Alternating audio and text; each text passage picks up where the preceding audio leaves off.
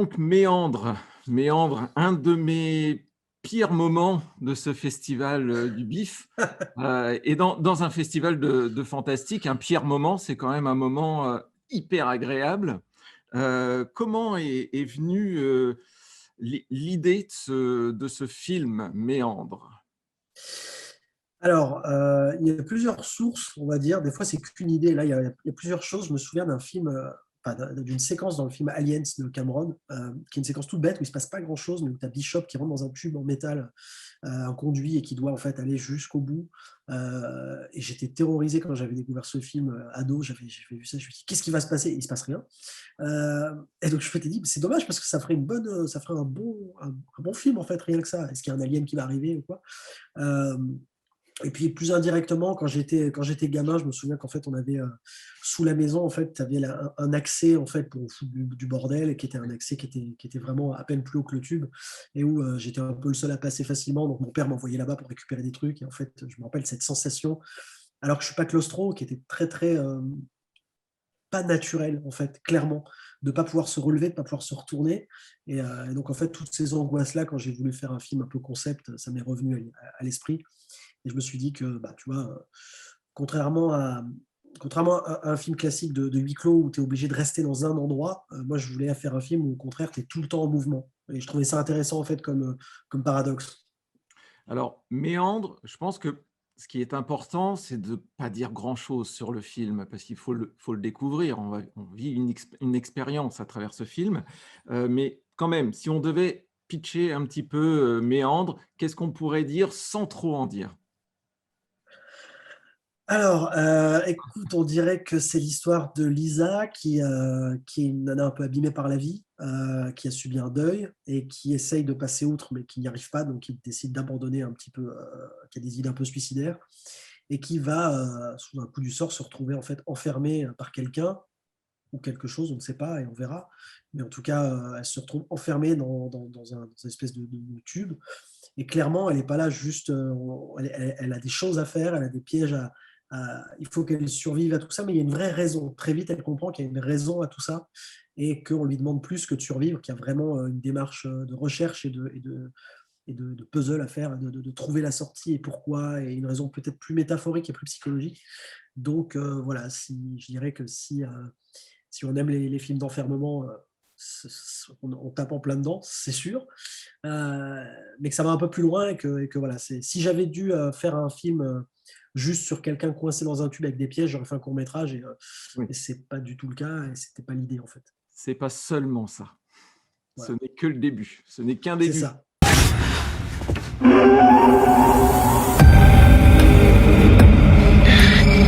Putain, c'est quoi ça?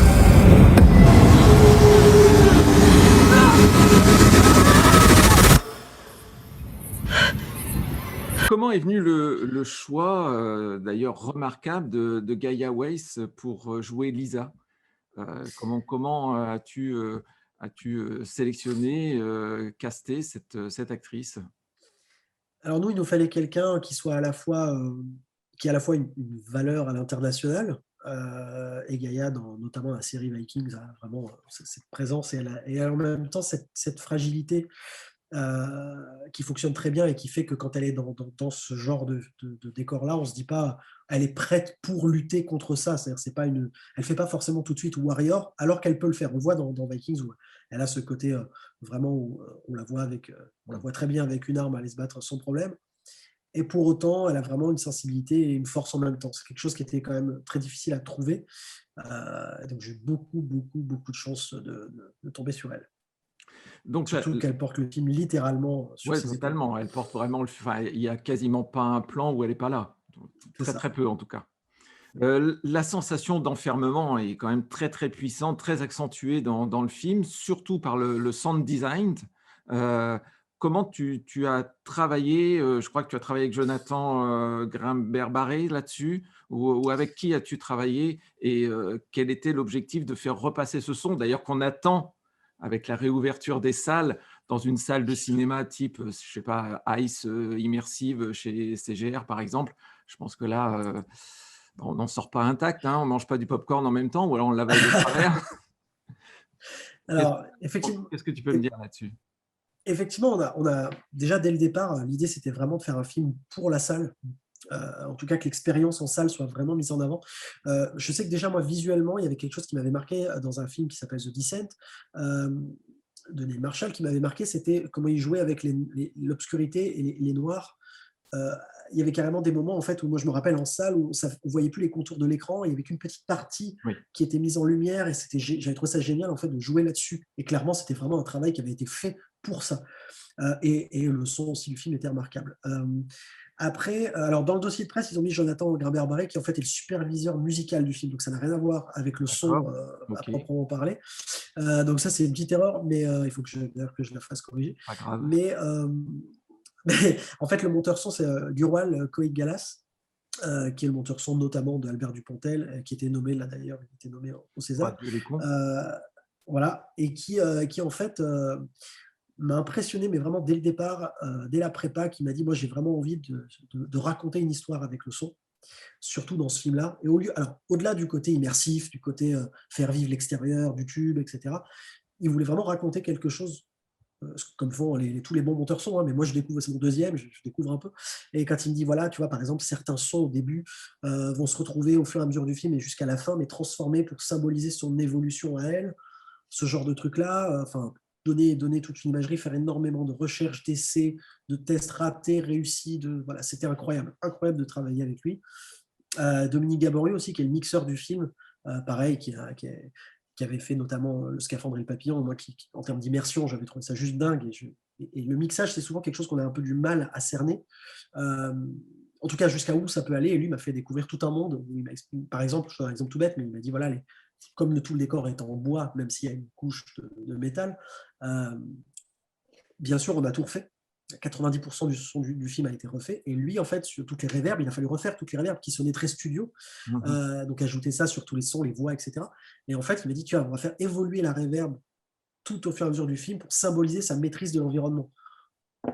Voilà, quand on est dans ce genre de détails-là, on a affaire vraiment à des artistes du son. Et voilà, Ouais. j'ai vraiment eu beaucoup, beaucoup de chance de travailler avec ces gens-là. D'où le fait que le cinéma, c'est avant tout un travail d'équipe et là, tu t'es entouré d'une putain d'équipe, on pourrait dire.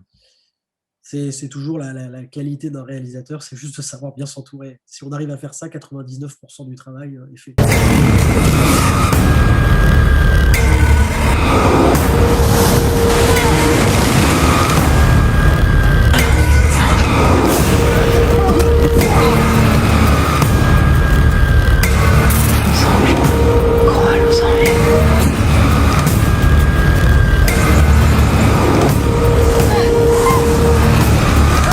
Dis-moi tout un peu sur le tournage, où, quand, combien de temps, les décors justement et puis à qui ont été confiés la réalisation des décors et également, on va parler du directeur de photographie parce que justement l'image est hyper importante dans ce film parce que très clairement, à la base, un film dans une nana bloquée dans un tuyau, comme tu le disais tout à l'heure, c'est un court métrage au mieux, voire un truc hyper, ça peut devenir très vite chiant. Ce qui est pas du tout le cas de Méandre. Donc, comment travailler sur tout ça autour de ce tournage? Alors, en fait, c'est intéressant, c'est que je vais faire une réponse vraiment groupée de tout ça, parce que tout va Ouais, ensemble.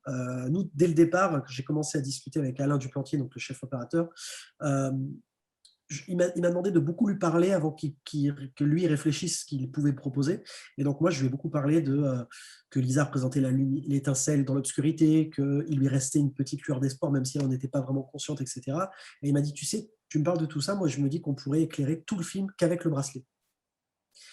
D'abord, je me suis dit qu'il était fou. Et en même temps, moi, j'aime bien bosser avec des fous. Je pense en tout cas, il avait une idée qui était à la fois terrifiante, parce qu'on maîtrise beaucoup moins, en fait. Il faut savoir que c'est Gaïa, pour le coup, qui faisait une partie de la lumière, puisque dès qu'elle se déplaçait, ça changeait tout. Et surtout, il a fallu tout miser sur ce bracelet. Donc, on a dû le concevoir à partir de zéro.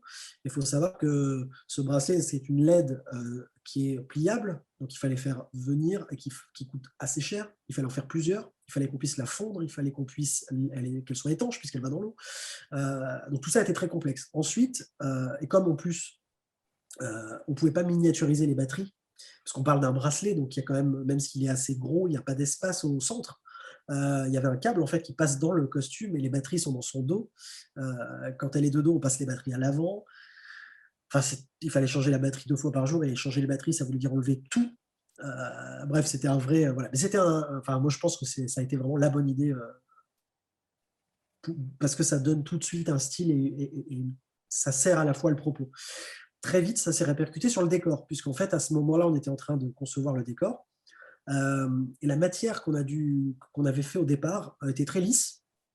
Et en fait, quand on a commencé à mettre ce bracelet, à faire des tests, eh ben, en fait, on ne voyait plus la matière, on voyait juste des effets un peu miroirs, des reflets.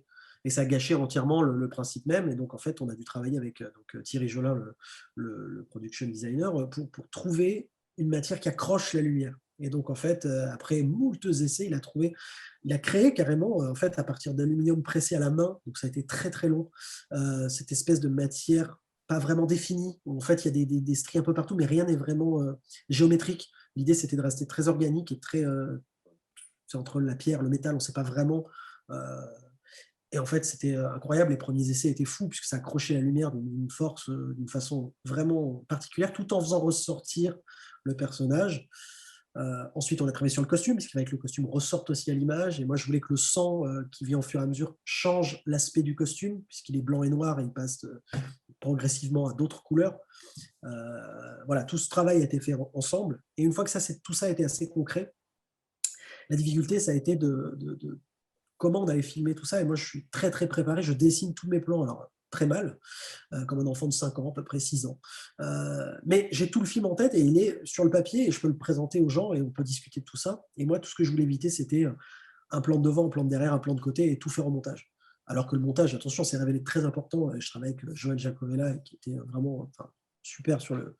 Encore une fois, c'est le deuxième film qu'on fait ensemble. Mais je voulais vraiment avoir des plans complexes qui symbolisent aussi ce côté méandre, tout ça, et puis raconter des choses avec la caméra.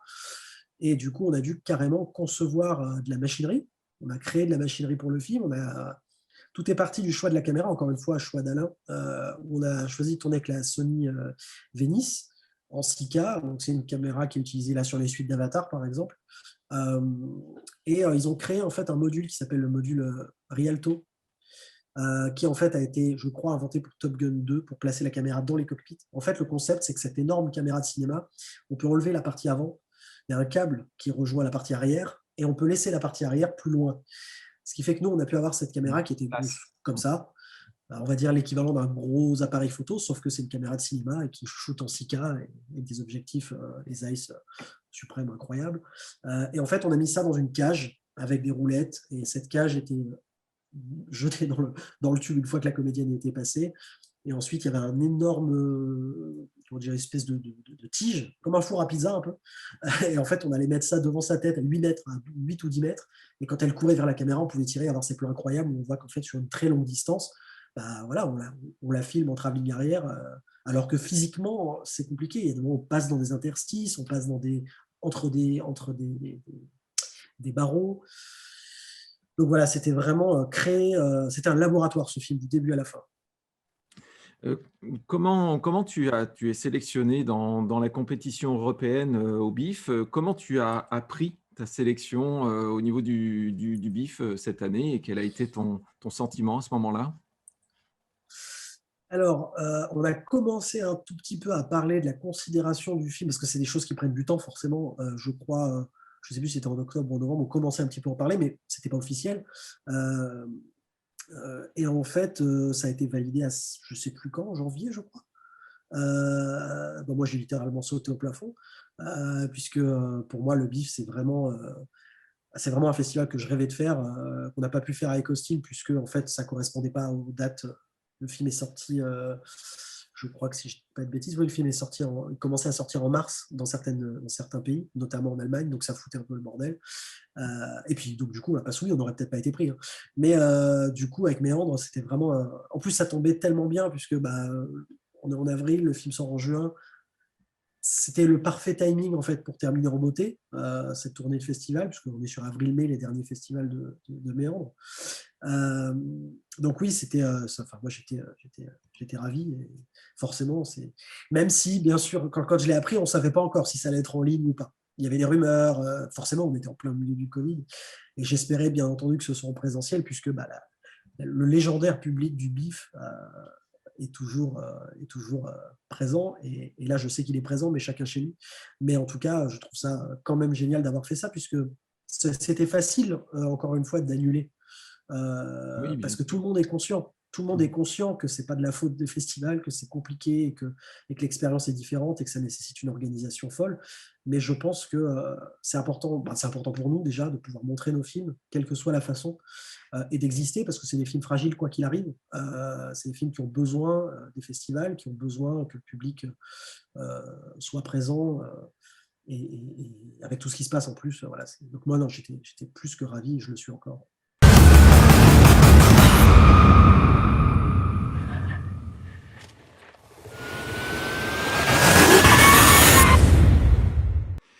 Eh bien, Mathieu, moi j'espère que la sortie du film va être comme ton nom de famille, une vraie tuerie, très clairement. Le J'espère aussi. 16, les cinémas seront ouverts.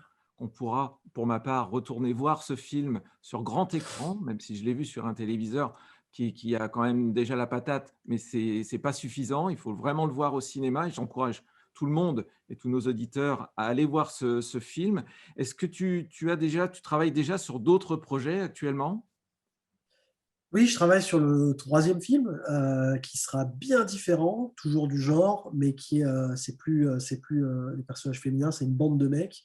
Ça raconte vraiment autre chose. Je peux pas en dire plus, mais c'est un film très, très particulier que j'aurais pas pu faire avant, sincèrement. OK.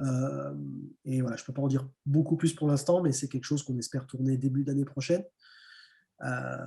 Et après, j'ai plein d'autres projets, mais c'est des projets pareils qui nécessitent du temps. Mais j'ai la chance, en fait, suite à l'envie qu'il y a derrière Méandre et vraiment la réception déjà, de signer beaucoup de projets. Et maintenant, bah, voilà, OK. j'ai hâte de pouvoir en parler plus.